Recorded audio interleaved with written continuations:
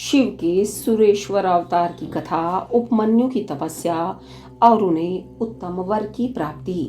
नंदीश्वर कहते हैं, सनत कुमार जी, अब मैं परमात्मा शिव के सुरेश्वर अवतार का वर्णन करूंगा, जिन्होंने धौम्य के बड़े भाई उपमन्यु का हित साधन किया था।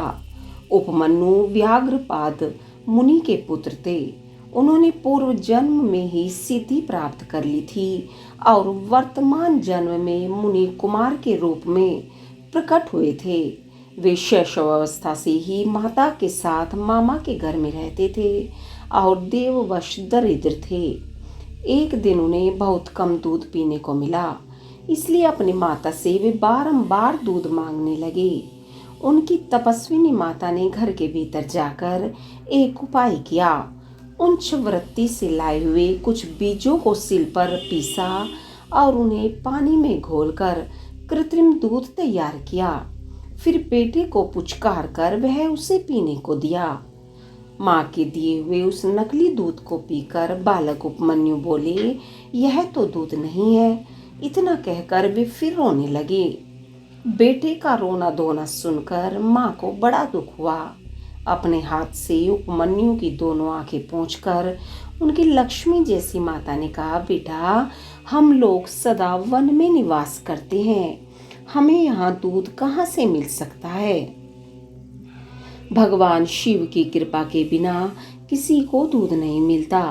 वत्स, पूर्व जन्म में भगवान शिव के लिए जो कुछ किया गया है, वर्तमान जन्म में वही मिलता है। माता की बात सुनकर उपमन्यु ने भगवान शिव की आराधना करने का निश्चय किया।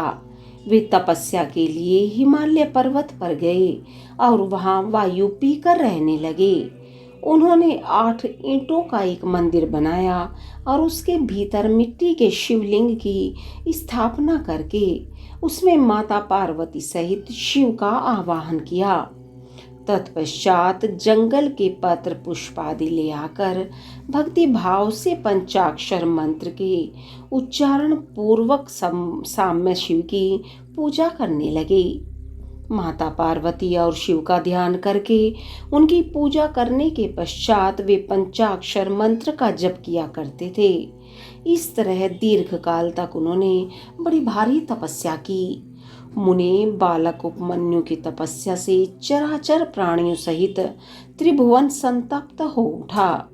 तब देवताओं की प्रार्थना से उपमन्यु के भक्ति भाव की परीक्षा लेने के लिए भगवान शंकर उनके समीप पधारे। उस समय शिव ने देवराज इंद्र का, पार्वती ने शची का, नंदीश्वर वृषभ ने ऐरावत हाथी का तथा शिव के गणों ने संपूर्ण देवताओं का रूप धारण कर लिया।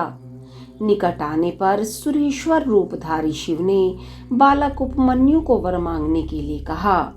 उपमन्यु ने पहले तो शिव भक्ति मांगी, फिर अपने को इंद्र बताकर जब उन्होंने शिव की निंदा की, तब उस बालक ने भगवान शिव के अतिरिक्त दूसरे किसी से कुछ भी लेना अस्वीकार कर दिया। वे इंद्र को मारकर स्वयं भी मर जाने को उद्यत हो गए। उन्होंने जो अघोरास्त्र चलाया उसे नंदी ने पकड़ लिया और उन्होंने अपने को जलाने के लिए जो अग्नि की धारणा की उसे भगवान शिव ने शांत कर दिया।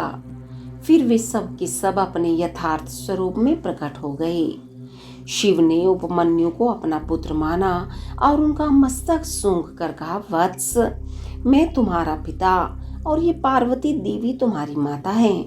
तुम्हें आज से सनातन कुमारत्व प्राप्त होगा। मैं तुम्हारे लिए दूध, दही और मधु के सहस्त्रों समुद्र देता हूँ।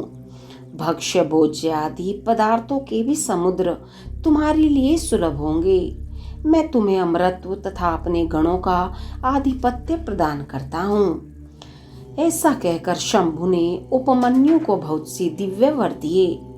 पाशुपत व्रत, पाशुपत ज्ञान तथा व्रत योग का उपदेश किया, प्रवचन की शक्ति दी और अपना परम पद अर्पित किया। फिर दोनों हाथों से उपमन्यु को हृदय से लगाकर उनका मस्तक सूंघा और देवी पार्वती को सौंपते हुए कहा, यह तुम्हारा बेटा है।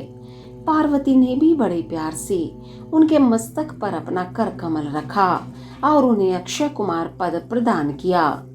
शिव ने संतुष्ट होकर उनके लिए पिंडीभूत एवं अविनाशी साकार क्षीर सागर प्रस्तुत कर दिया।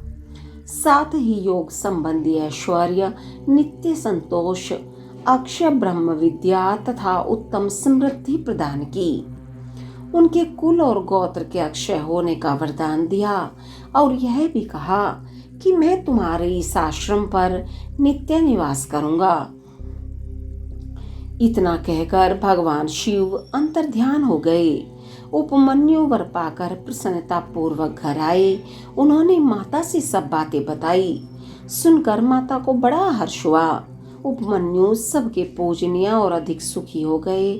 तात, इस प्रकार मैंने तुमसे परमेश्वर शिव के सुरेश्वर अवतार का वर्णन किया है।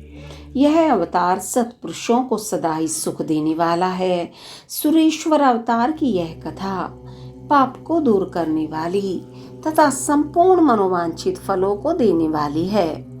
जो इसे भक्ति पूर्वक सुनता या सुनाता है वह संपूर्ण सुखों को भोग कर अंत में भगवान शिव को प्राप्त होता है। ओम नमः शिवाय।